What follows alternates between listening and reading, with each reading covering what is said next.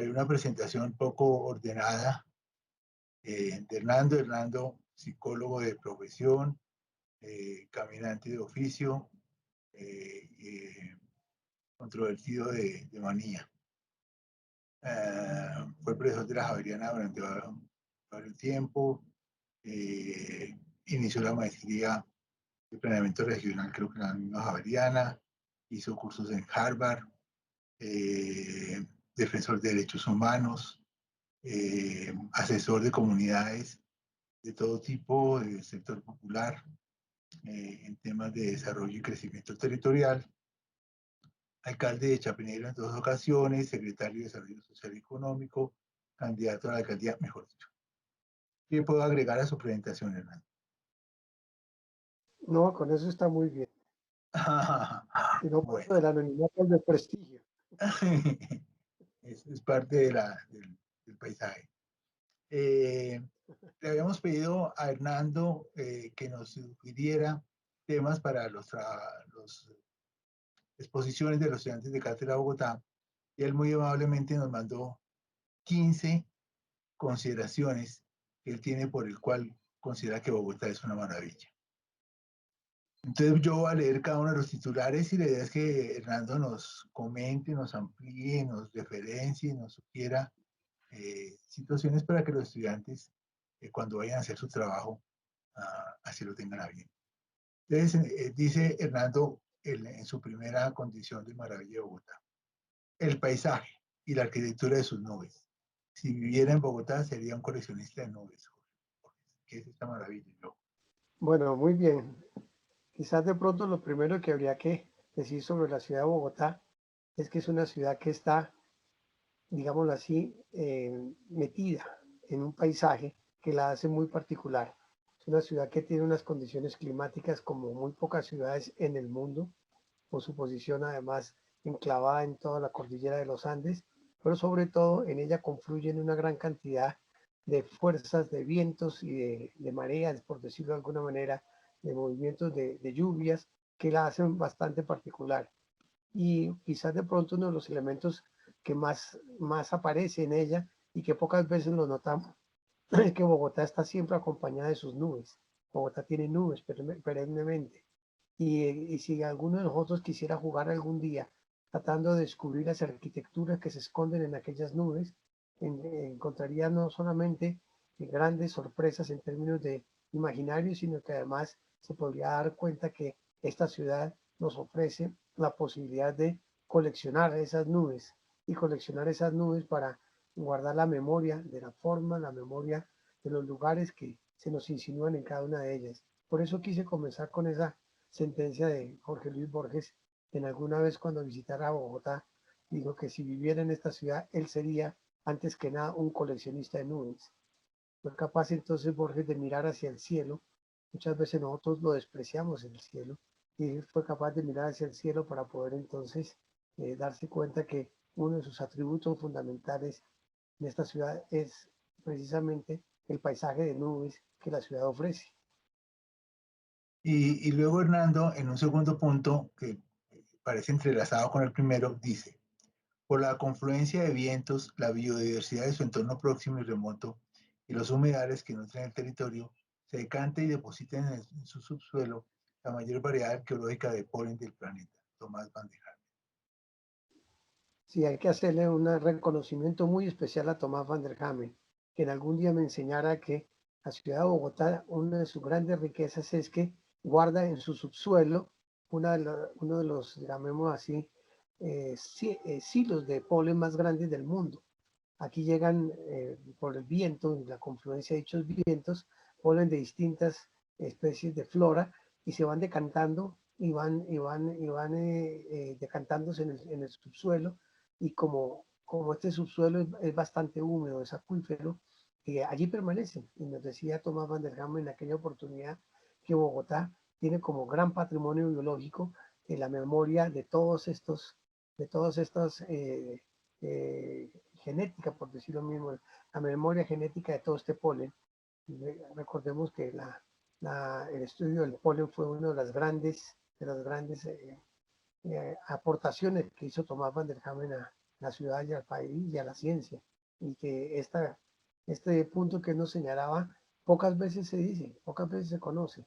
Es más, creo que muy poco escrito sobre ello.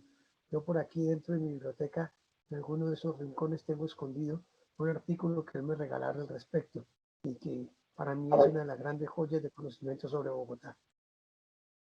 Hernando, deberíamos aprovechar este segundo punto y contarle a los estudiantes quién es Tomás Van de Hamen. Yo creo que ellos escuchan lo de la reserva, escuchan que lo nombran, pero es posible que no tengan alguna idea clara de quién es Tomás. Bueno, lo primero que hay que decir de Tomás Van der Hamen es que es un científico humanista, y humanista en el sentido de que siempre acompañó sus investigaciones científicas como palinólogo. La palinología es precisamente el estudio del polen, que entre otras cosas quien acuñó el término palinología fue él fue el fundador de la palinología en el mundo y acompañaba sus estudios de geografía, de botánica, sus viajes por el Amazonas, sus viajes por la sabana de Bogotá, todo eso siempre lo acompañaba con un espíritu humanista franciscano. Él ante todo era un seguidor de San Francisco de Asís, un hermano de San Francisco de Asís. Y eso le permitió entonces a él construir una metodología de observación y de sensibilidad muy profunda. Tomás no solamente descubría los elementos que se presentaban, sino que era capaz de adentrarse en el espíritu que en ellos habitaba. Era un hombre que, insisto, yo tuve el placer y el profundo privilegio de poder de conocerlo y de muchas veces estar con él, al igual que Walter también estuvo conmigo allá muchas veces, y quizás de pronto lo que más llamaba la atención de Tomás, además de todo su conocimiento, era su forma tan sensible de acercarse a las realidades inicialmente realidades, digámoslo así, ambientales, socioambientales y posteriormente también a todas las realidades humanas. Era, como lo dije anteriormente, un científico, un humanista, un franciscano y un hombre que dejó un legado teórico como casi ningún otro. La obra de Tomás Van der Hamen ha sido traducida en más de 40 idiomas y no era cualquier persona. Y que nos dejó, quizá por lo que más se le conoce hoy en día, nos dejó aquella hermosa reserva forestal en donde recogió todas las especies nativas de la sabana de Bogotá y que tenemos allí entonces un banco genético muy, muy importante para si algún día quisiéramos volver a reconstruir el paisaje de esta sabana de Bogotá.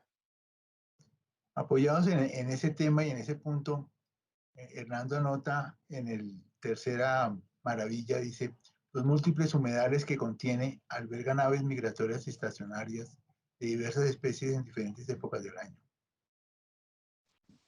Sí, esa es una maravilla que hoy nos entristece. Yo recuerdo todavía cuando en la Chucua de la Vaca, en el Amparo, en la localidad de Kennedy, hace muchos años, acompañado por unas personas extraordinarias, las javerianas, unas mujeres extraordinarias que hacían trabajo y siguen haciendo trabajo con las comunidades en aquella localidad. Nosotros íbamos a las humedales a ver la llegada de las aves migratorias, aves que venían o bien del norte o bien del sur del continente, venían de Canadá o venían de Chile y que hacían una parada, por decirlo así, una parada en los humedales de la ciudad de Bogotá. Y precisamente por lo que había dicho anteriormente, porque la ciudad de Bogotá les daba cobijo, les daba una especie de cuna en la cual ellas podían entonces descansar mientras continuaban su viaje. Esa gran riqueza la permitían estos humedales. Hoy en día la mayoría de los humedales están siendo casi que completamente ocupados por la urbanización. Los espejos de agua han sido completamente borrados de todo el mapa y desafortunadamente ese vaso comunicante que unía a la atmósfera de Bogotá con el subsuelo de la ciudad está desapareciendo y con ello pues toda la fauna y la flora que en ella habita, que es quizás de pronto lo más importante también. Y bajo esa línea, comenta Fernando en su cuarto punto, dice, su clima, a veces taciturno y melancólico, es escenario de evocación de las más íntimas escenas de amor. Hace que digamos, con cabafis, comillas, se ama una ciudad cuando se ama a uno de sus habitantes. Sí, yo creo que quien ha vivido en la ciudad de Bogotá, así sea por un corto tiempo, sabe perfectamente que de este clima melancólico, taciturno, a veces grisáceo, ese clima que se limpia con la lluvia, ese clima que en alguna medida nos cobija a todos, que no necesitamos colocarnos la ruana porque el clima es nuestra propia ruana, nos lleva siempre a evocaciones amorosas profundas, grandes, nada más hermoso, nada más lleno de erotismo que caminar después de la lluvia en la ciudad de Bogotá de la mano de la persona amada, el hombre o la mujer amado, caminar con él o con ella por las calles de la ciudad, por sus montañas, por sus ríos, por sus quebradas, por cualquier lugar de la ciudad de Bogotá, nos lleva a ese encuentro con el amor, a ese encuentro con el otro, a ese encuentro con la vida, a ese diálogo continuo con el medio ambiente y nuevamente con el paisaje de la ciudad de Bogotá. Entonces, ahora que hablamos del otro, la quinta maravilla dice así: pluricultural, multiétnica, policlasista y anfitriona de viajeros residentes nacionales e internacionales, parafraseando a García Lorca, declara con nosotros, comillas: Bogotá, qué trabajo me cuesta quererte como te quiero. Esa frase que tomara de romancero de García Lorca, entre otras fue el primer graffiti que yo dibujé en la ciudad de Bogotá, cuando apenas tenía 16, 17 años. Escribí en el verde que te quiero verde, un graffiti allá en la parte alta de los Rosales, que decía: Bogotá, qué trabajo me cuesta quererte como te quiero. Fue bastante incomprendido porque parece que a la fuerza pública no le parecía muy bien que yo hiciese esa declaración amorosa, pero esa era parte de mi relación con la ciudad. Y sí, en digámoslo así, ese encuentro de la ciudad con los otros es lo que la hace también particularmente especial. Y yo digo que particularmente especial porque la ciudad en última se habita y de acuerdo al sentimiento que cada uno de nosotros quisiera desarrollar y desplegar en ella. Y Bogotá lo tiene de manera muy especial. Yo creo que suena un poco redundante todas las frases que digo, pero es que sobra decir que estoy profundamente enamorado de esta ciudad. De ahí pasamos o hilamos, porque estamos tejiendo, por ser cruce de caminos terrestres, fluviales, lingüísticos y culturales, es un crisol de rostros, miradas y expresiones que sea materia prima para un álbum de la colección y registro de incomparables vidas cotidianas. Uniéndolo con el punto anterior, en el cual afirmaba yo que es una ciudad policlasista, pluricultural, biodiversa, es una ciudad que ofrece todo tipo de matices, en todas las gamas que nosotros queramos, entre otras, sin querer con esto menospreciar los valores de otras ciudades. Yo me atrevería a decir que la única ciudad que guarda esa diversidad humana de rostros, de etnias, de razas, de nacionalidades, la única ciudad que guarda todo ello de manera compleja, pero además de manera diversa, es la ciudad de Bogotá, aquí en Colombia. No hay otra ciudad que tenga esa riqueza cosmopolita que tiene la ciudad de Bogotá. Y como decían, si uno sale a la calle de Bogotá, hace un ejercicio muy sencillo, es sentarse en un parque de la ciudad de Bogotá, en donde pasen muchos transeúntes, y mírenle en los rostros. Y verá que ahí descubre en muchos rostros nuestros pasados muiscas, en otros de ellos también toda nuestra mestizaje, en otros de ellos nuestros hermanos y hermanas de la afrocolombianos, en otros de ellos también las diversas formas de expresión regionales, porque en el hablar, en el decir, en el sentir, en el amar, encontramos, sí, insisto, una colección de personas, una colección de costumbres, de vivencias que hacen de la ciudad de Bogotá un museo vivo, un museo cultural vivo, es un museo de patrimonio vivo y la ciudad está caminando por las calles. Hay que ser muy atentos, tiene la gran ventaja que este es un museo al que se puede ingresar sin necesidad de pagar boleta para entrar a él, y uno está caminando por este museo todo el tiempo y no se acota. Es un museo que además está mutando todas sus colecciones día a día, segundo a segundo. Solamente hay que saber estar atento, mirarlo con unos ojos amplios y con unos ojos de recepción para poder entonces aprovechar todo lo que este museo ofrece. Y hablando de caminantes y de caminos, sería muy oportuno, Fernando, que le contara a los estudiantes su experiencia como caminante de Bogotá. Sí, yo comencé a caminar en la ciudad de Bogotá hace muchísimos años. Yo era, por decirlo así, un adolescente un poco tímido, que en alguna medida tenía algunas preguntas profundas en su interior en aquellos años 70 en donde nos debatíamos entre las pistas de atletismo, los tableros de ajedrez y la militancia política. Yo caminaba y caminaba con ese ropaje de preguntas y en la medida en que caminaba fui encontrando que algunas de las respuestas a ellas, por lo menos algunos bosquejos de respuesta, los encontraba en las personas de la ciudad y los encontraba en diferentes situaciones. Entonces tuve como costumbre seguirla caminando. Siempre he sido una persona además muy expresiva que le gusta el diálogo y la conversación. Entonces cuando caminaba le conversaba a las demás personas, les contaba lo que veía, les contaba lo que sentía y así poco a poco se fue creando la costumbre de salir con otras personas. Y salía con grupos de estudiantes, con grupos de amigos, aún hasta con grupos de extranjeros que venían a la ciudad de Bogotá y continúo saliendo. Ahora con la pandemia ha sido imposible poder continuar este ejercicio, pero apenas se supere ahí los invito a todos y a todas a que lo continuemos. Ya tengo creo yo que importante suma de 1011, 1011 caminatas nocturnas con grupos y cerca de 980 caminatas diurnas, también con grupos. Más de 120.000 personas han caminado a la ciudad conmigo y se han acercado a ella.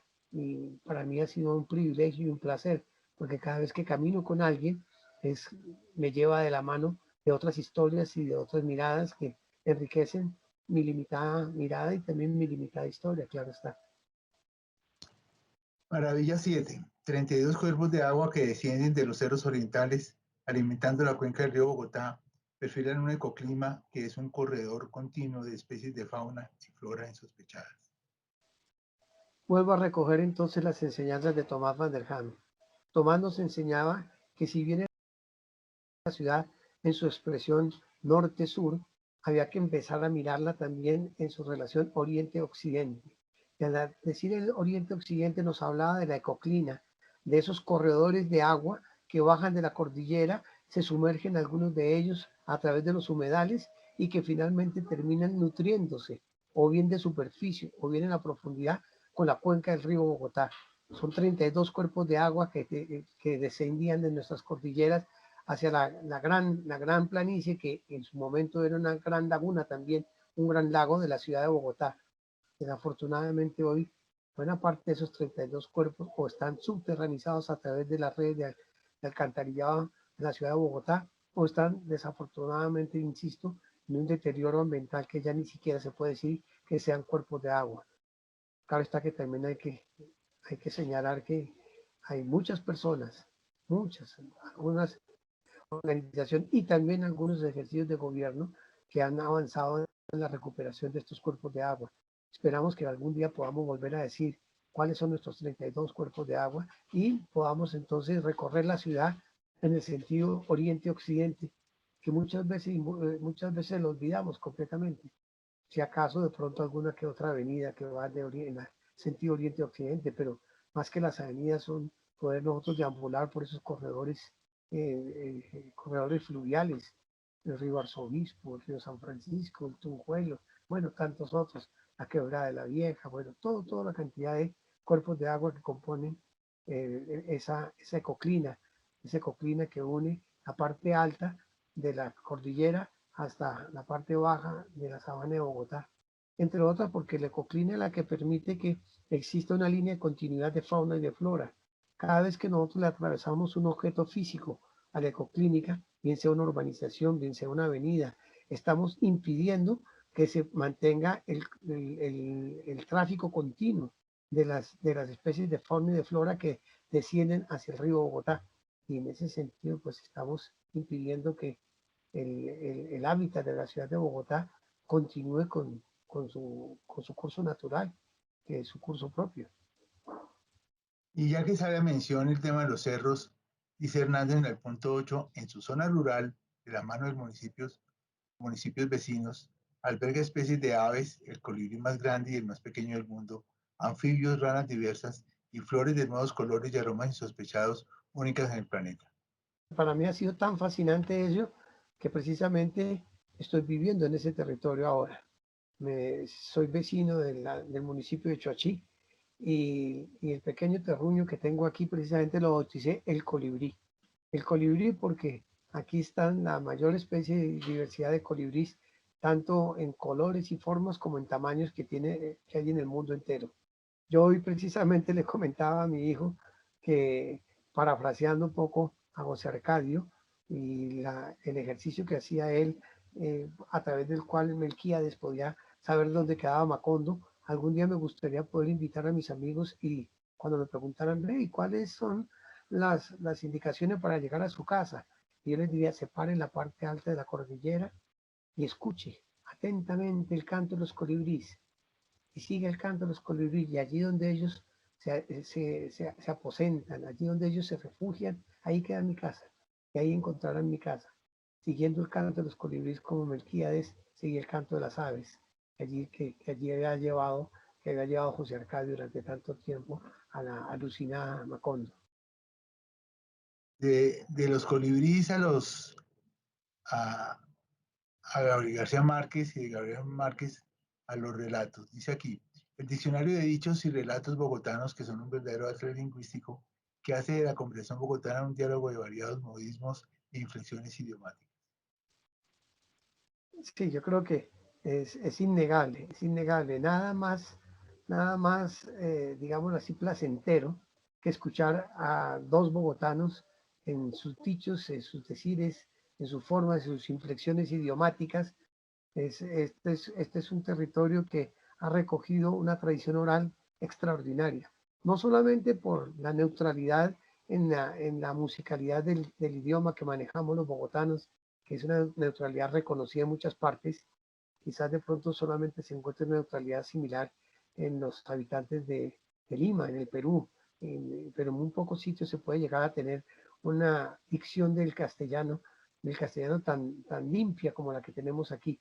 Pero más que ello también en la cantidad de dichos, es acercarse al libro, a los textos de Cordovez Mouri y mirar en esos textos de Cordovez Mouri todos los relatos de las crónicas, de las reminiscencias de la ciudad de Bogotá, nos empiezan a llenar de imágenes y de fantasías en un idioma exquisito, absolutamente exquisito, y con una riqueza de construcción gramatical y sintáctica como ninguna.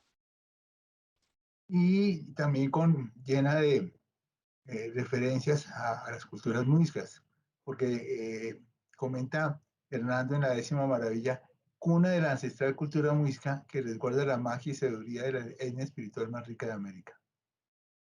Sí, quizás de pronto con orgullo, y tiene que serlo así, con muchísimo orgullo, eh, los, los, los habitantes de las ciudades próximas a Machu Picchu, a Tiahuanaco, a todas estas grandes maravillas de la cultura inca, o los que están cerca de Tegucigalpa, las culturas mayas, las culturas aztecas, con orgullo pueden entonces hablar de la arquitectura, de esa gran arquitectura que nos dejaran esos grandes, digámoslo así, ejercicios físicos y también en algunos casos de arte de orfebrería y tantas otras cosas.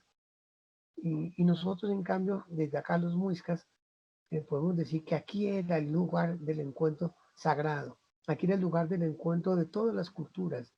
No en vano la mayoría de los aborígenes de muchas otras culturas miran en la cultura muisca como la gran madre, el gran sacerdote o la gran sacerdotisa, porque la cultura muisca es profundamente femenina.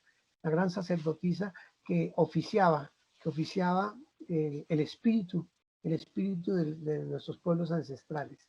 Es supremamente importante. Desafortunadamente, nuevamente lo tengo que decir así, desafortunadamente es muy poco lo que se nos enseña, es muy poco lo que estudiamos de la cultura muisca. Hay afortunadamente ahora sí también, de manera paradójica, positiva, en este momento movimientos de jóvenes que están queriendo volver a rescatar esa ancestralidad muisca. Y bien, me parece muy hermoso verlos rescatando los atuendos, rescatando las comidas, rescatando las prácticas religiosas, rescatando el encuentro de la minga, las diferentes las diferentes prácticas espirituales, sociales y culturales del pueblo muisca. Aquí, al igual que Van der Hamen nos enseñó que se tiene la reserva de polen más grande del mundo, también nosotros podríamos decir que en Bogotá está la reserva espiritual, una de las reservas espirituales más grandes de América. Aquí están buena parte de las inscripciones que no necesariamente están ni en textos, ni en figuras, ni en formas, pero sí de las inscripciones que quedan en la memoria de todos nuestros pueblos, las inscripciones espirituales. Quien quiera entender la espiritualidad de los pueblos ancestrales de América tiene que necesariamente adentrarse, subsumirse en la cultura muisca.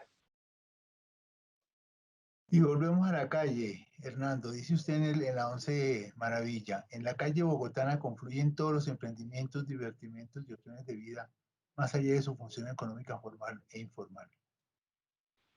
Sí, hay un concepto que el urbanismo contemporáneo ha venido desarrollando de manera magistral. Bogotá lo tenía desde hace mucho tiempo. Bogotá es ante todo una oferta a cielo abierto. No quiero decir que un centro comercial porque suena demasiado mercantil, sino, insisto, es una oferta de todo tipo de transacciones, transacciones económicas, transacciones afectivas, transacciones culturales. Es un escenario, es una puesta en escena de todas estas formas, el cielo abierto, totalmente a cielo. En las calles de Bogotá se puede encontrar desde el objeto más extraño y más impensable, hasta claro está las diferentes formas elementales con las que la gente lucha por poder sobrevivir. Es una ciudad que en su economía informal, más que ser una economía, digamos así, secundaria, una economía de poco valor, en ella se guarda el valor más importante y es la capacidad de los seres humanos de transformar el mundo a través de sus actividades sociales, culturales y económicas. Eso es Bogotá, es una ciudad, insisto, es un escenario a cielo abierto, donde confluyen todo tipo de puestas en escena. Puestas en escena económicas, culturales, pictóricas, de colores, de formas, de figuras, de tamaños, de todo, absolutamente todo. Y debajo de esas calles, dice Hernando, en sus subsuelos se esconden secretos pasadizos, guardianes de historias y memorias aún no relatadas. ¿Qué es esta maravilla? Sí, sí, sí, sí. Eh, eh, Quienes han estudiado la ciudad de Bogotá ya en su subsuelo pueden descubrir que Bogotá tiene una cantidad de pasadizos. En algunos de ellos eran anteriormente los vestigios, digamos, un poco arqueológicos de lo que eran las redes de alcantarillado y todo ello, pero no. Además de eso también encontramos corredores a través de los cuales se comunican diferentes grupos culturales y viven muchos grupos culturales en aquellos corredores. El profesor Zambrano nos muestra con mucha, con mucha elocuencia muchos de estos corredores y muchas veces ni nos imaginamos lo que hay allí. Yo me atrevería a decir que en el subsuelo de la ciudad de Bogotá pueden estar viviendo en este momento más de 3, 4 mil personas. 3 o 4 mil personas que están allí, que coexisten allí y que tienen puertas secretas. Casi que toca así llegar al ingresar a ellas como a las cuevas de Aladino para poder entrar allí. Y uno no sabe, a veces no sabe los códigos necesarios para poder ingresar, pero sí están allí y allí está presente. Veíamos precisamente cómo con cierta sorpresa sacaban hace 2 o 3 días en los noticieros que en la localidad de Usaquén hay una persona que vive debajo de un puente y que tiene televisión y que tiene cobijas y que tiene cama y que tiene sus neveras y su cocina y todo eso. Y la periodista lo decía con mucho asombro, claro, con mucho asombro. Y yo pensaba, si supiera esta periodista las ciudades subterráneas que hay en la ciudad de Bogotá, si supiera cómo coexisten tantas personas allí en el subsuelo, quizás de pronto, primero, empezaríamos a valorar más a aquellas personas que en estos lugares viven. Y segundo, nos declararíamos los guardianes secretos y subterráneos de la memoria de la ciudad de Bogotá. Y hablando de memoria, entonces dice Hernando, toda una biblioteca costumbrista, política, cultural y literaria recogería las múltiples obras de diferentes autores y temas que se han escrito sobre la ciudad. Ese también es otra de las grandes riquezas de la ciudad de Bogotá. Claro, Bogotá se ha escrito mucho en términos político-administrativos, en términos de políticas públicas, muchos estudios técnicos, se habla mucho de la cantidad de investigaciones y estudios que se han hecho sobre la ciudad de Bogotá. Y claro, insisto, yo en esta biblioteca desde la cual estoy hablando hoy podría contar centenares de documentos y libros técnicos sobre la ciudad de Bogotá, pero entre ellos asoma tímidamente la cara una cantidad de textos y de libros escritos por historiadores, por poetas, por costumbristas, relatos de días y de noches que son quizás de pronto el mayor valor de la ciudad de Bogotá. Bogotá ya está dicha desde hace mucho tiempo, está dicha en toda esta cantidad de hombres y mujeres que la han querido expresar. Y uno encuentra desde las reminiscencias de Cordobés Moure, que son muy lindas y muy interesantes, hasta de pronto por ahí la mamá de Carulla, un pequeño libro en donde nos enseña la culinaria de Bogotá, cómo era que se hacía el ajiaco, cómo era que se combinaba con qué tipo de sorbete especial de curúa se combinaba el ajiaco, y si entonces el dulce de mora se echaba un poco de leche y entonces se creaba el matrimonio y tantas otras cosas. Entonces, insisto, gastronomías, poesía, historiografía, reminiscencias, relatos, personajes en la ciudad de Bogotá. Todavía algunos de nosotros recordamos los relatos de nuestros papás sobre la loca Margarita, sobre el bobo del tranvía, sobre Pomponio Querequeso, sobre tantos personajes que hacían de la ciudad de Bogotá un lugar habitado por los duendes y las fantasías. Aquí no se necesitaban gnomos y elfos, ya los teníamos, ya estaban aquí, vestidos de hombres y mujeres sencillos, porque si hay algo bien hermoso en todo eso es que la gran mayoría de estos personajes son hombres y mujeres sencillos, no están vestidos con frac, están vestidos de hombres de la calle, de mujeres de la calle, y deambulan por ella todos los días, están allí presentes. Seguimos en la calle, pero de noche. Dice, la noche bogotana protege oficios, habitantes, transeúntes ocasionales y un sinnúmero de situaciones y paisajes que hacen de Bogotá una coqueta y fascinante ciudad noctámbula. Sí, la ciudad de Bogotá en la noche de Bogotá, mire, cierre los ojos cualquiera de ustedes y trate de imaginar la situación más extraña que haya podido imaginar usted que pueda suceder en una ciudad, y yo le garantizo que eso ya pasó en la ciudad de Bogotá. Eso ya pasó en la ciudad de Bogotá. Por eso hay que acercarse a la ciudad de Bogotá con los ojos abiertos. Hay que navegar a la deriva, pero en estado de alerta, como decían los vikingos. Estar siempre muy alerta, porque la ciudad de Bogotá en la noche nos depara todo tipo de paisajes, de personas, desde las más, digamos así, deplorables en términos de censuras sociales, hasta las más idílicas en términos de amoríos y de encuentros. La noche de Bogotá, de verdad, que es inconmensurable. La noche de Bogotá es inagotable. En ella podemos encontrar lo que, lo que se quiera. Yo cada vez que hago las caminatas, sobre todo las caminatas nocturnas, hago muchísimos relatos, pero muchísimos relatos.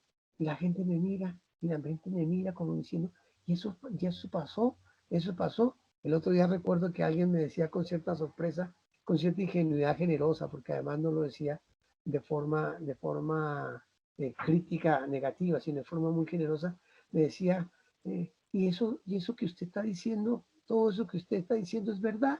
Y yo simplemente le respondía, ¿usted me creyó? Si usted me creyó, es verdad, porque la historia se hace al contarla. Y la historia de Bogotá la estamos contando. Y yo soy un historiador verbal de Bogotá. Y seguiré contando la historia.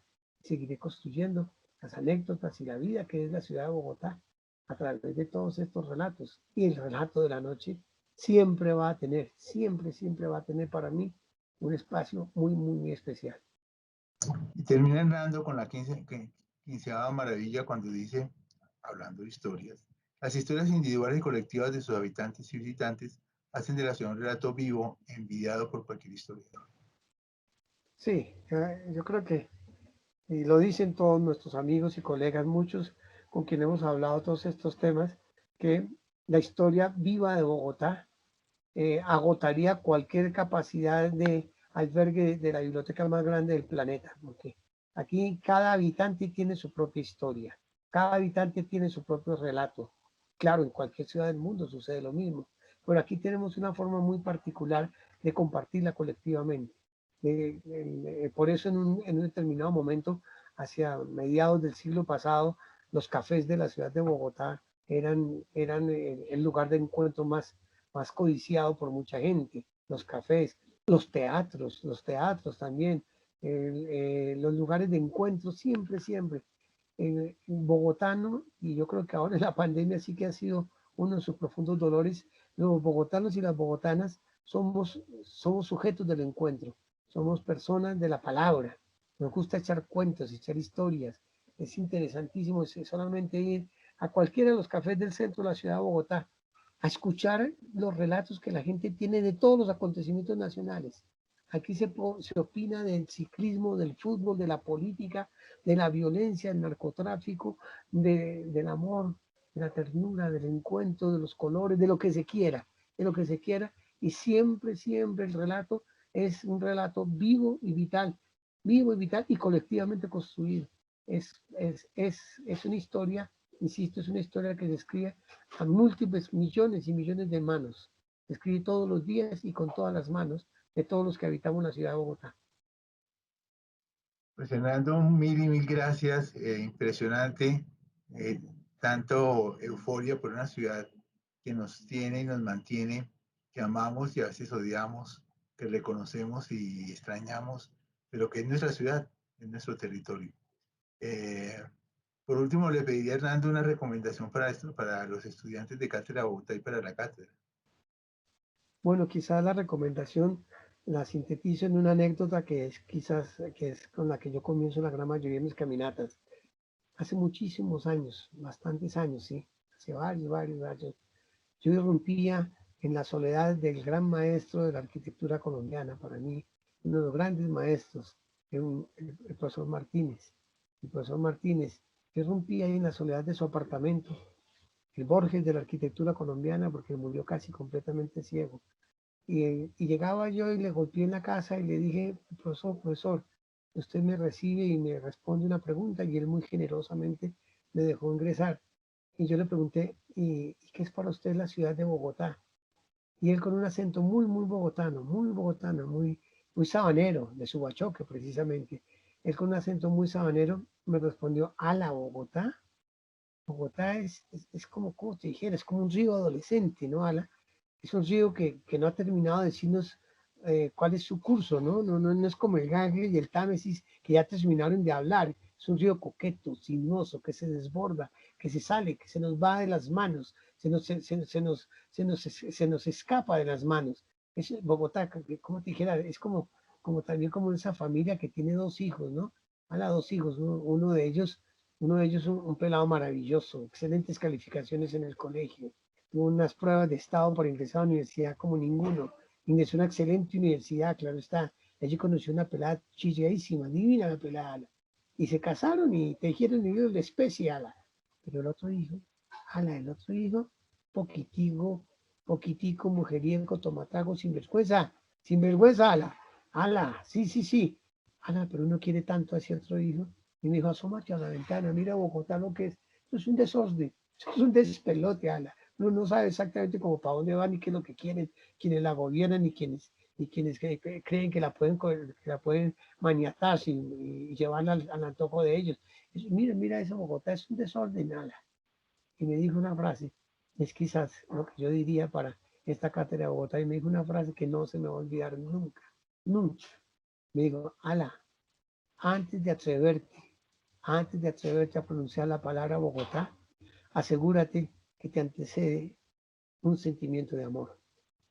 Yo aprendí con el profesor Martínez que hay que hacerle el amor a la ciudad de Bogotá, que cualquiera de las acciones que hagan ustedes desde la cátedra de Bogotá tiene que estar impregnada necesariamente de un acto de amor, un acto de amor con una ciudad que nos ha ofrecido absolutamente todo, de una ciudad que desafortunadamente no hemos sabido comprender y devolverle lo que ella merece. Muchas gracias, Fernando. Muy amable. Bueno, a ustedes muchas gracias y nos estaremos viendo. Ojalá que la pandemia nos permita caminar muchas horas por la ciudad de Bogotá.